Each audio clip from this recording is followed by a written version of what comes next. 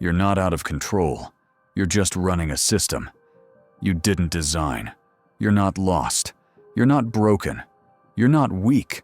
You're just running code you didn't write. Old thoughts, old labels, old survival logic. And that system? It reacts before you do, speaks before you think, moves before you decide. You call it emotion. You call it instinct. You call it just how I am. But the truth is, you've been living inside a mind you didn't build and never questioned. You've updated beliefs, you've challenged habits, but you've never recompiled the code that runs it. And that's the problem. Because until you control the frame that processes everything, you'll always be reacting inside someone else's structure, someone else's values, someone else's version of what this means, someone else's script for how you're supposed to feel. That ends here. This isn't motivation.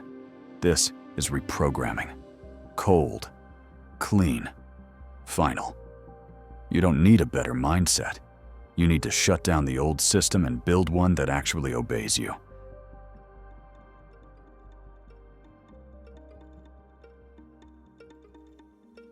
You're not feeling. You're replaying.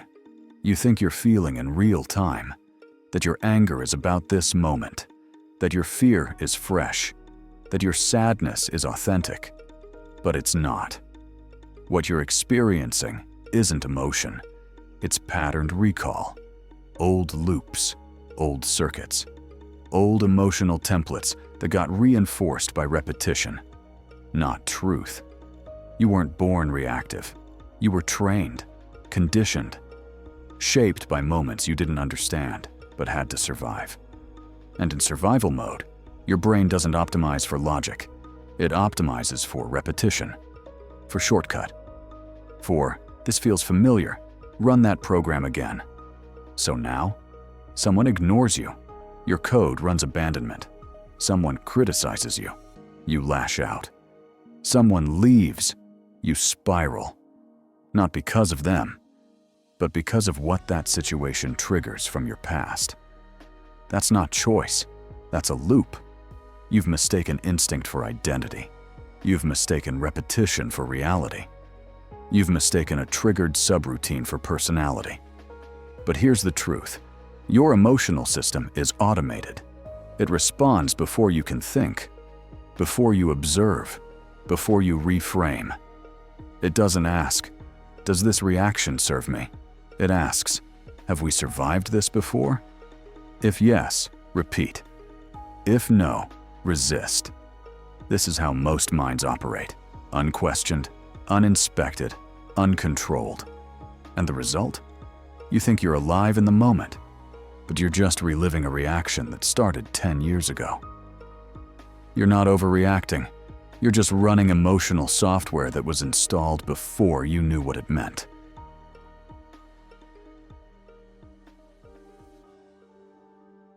The last loop.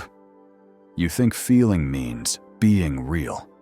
You've been told that emotion makes you real, that if you feel deeply, you're alive, you're human, you're authentic. But what if that's the final trap? What if emotion, the one thing you thought made you free, was the last loop keeping you reactive? You feel sadness, and you say, this is who I am. You feel anger, and you say, this is me standing up for myself. You feel anxious, and you say, I'm just sensitive. Number.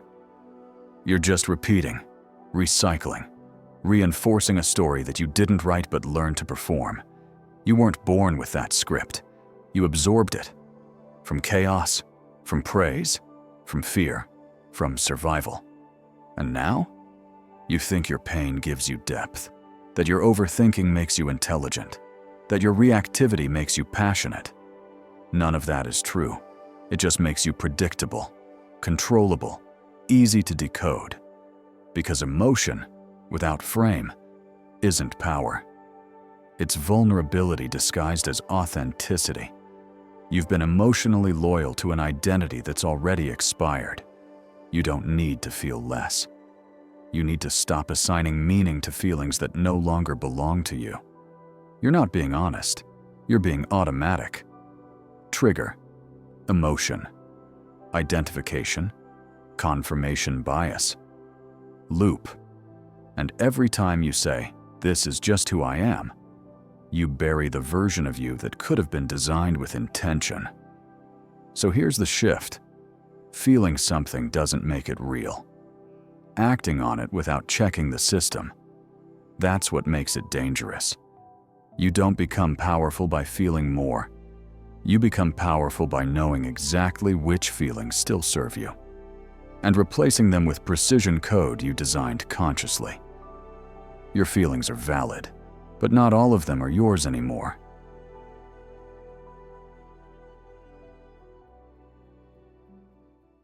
Cold control, rebuilding the architecture of reaction. Self-control is not suppression, it's structure. Trying to stay calm is not control. It's effort, temporary, exhausting. You're managing chaos inside a system that was never designed for clarity. Cold mind doesn't fight emotion. It rewrites the system emotions live in. Here's how. 1. Observe without fusion. Most people don't feel emotions. They become them. When anger rises, they don't say, "I feel anger." They say, "I am angry." That's fusion. Cold control breaks that. It inserts space. It creates witness mode. You don't suppress. You observe. You label without merging. That small shift turns chaos into data, turns reactivity into choice. Because what you observe, you can regulate. What you become, you obey. 2. Install internal protocol.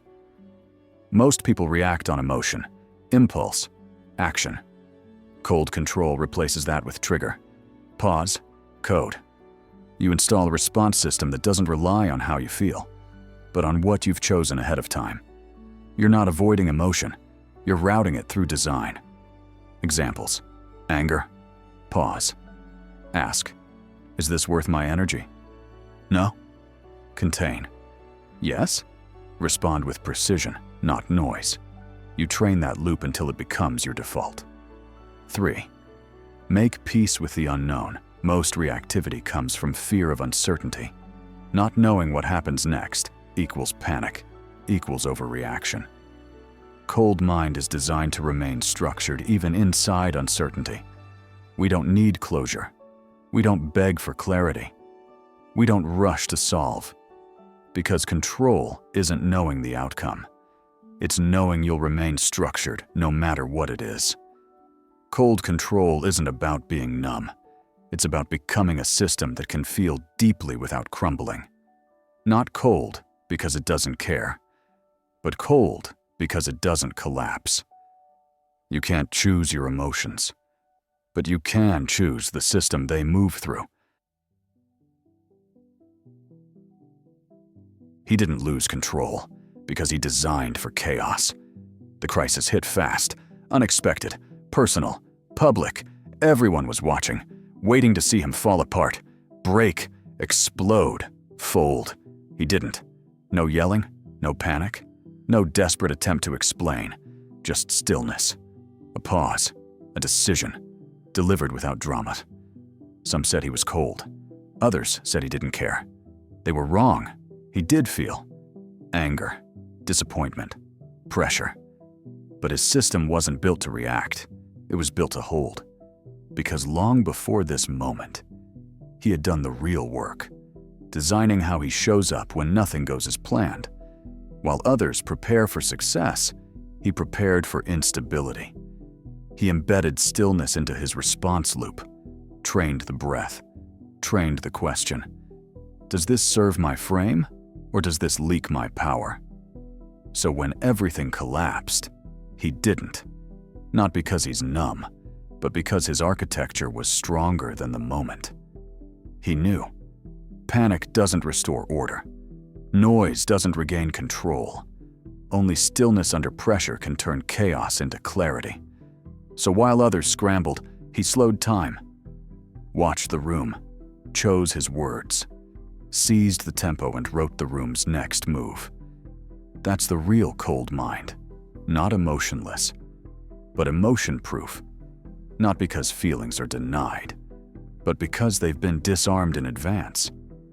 You don't rise in chaos by reacting less. You rise because you already designed for the storm.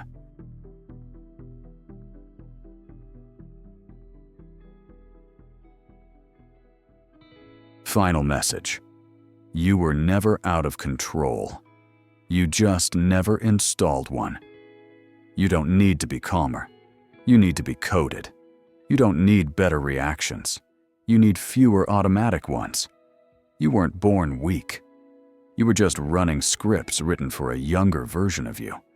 By fear, by survival, by a system designed to keep you safe, not strong. And that system didn't ask for your permission, but you followed it like it's truth. Here's the shift. You don't need to feel less. You need to feel through a frame you designed. One that doesn't leak. One that doesn't collapse. One that doesn't trade power for temporary relief. Cold mind isn't a mindset. It's an operating system. It doesn't manage chaos. It absorbs it, processes it, and keeps the core stable. That's the real inner control. Not suppression, not perfection, just precision under pressure. You were never out of control. You were just living in a mind with no architecture. Now you've seen it. You've felt the weight of silence, the structure behind detachment, the code beneath stillness. And you don't get to unsee it. This isn't growth, it's system replacement. In the next video, we'll enter the realm of strategic emotional distance. How to pull back without disconnecting, detach without disappearing, and stay powerful without being cold. Subscribe. Don't fight emotion. Outcode it.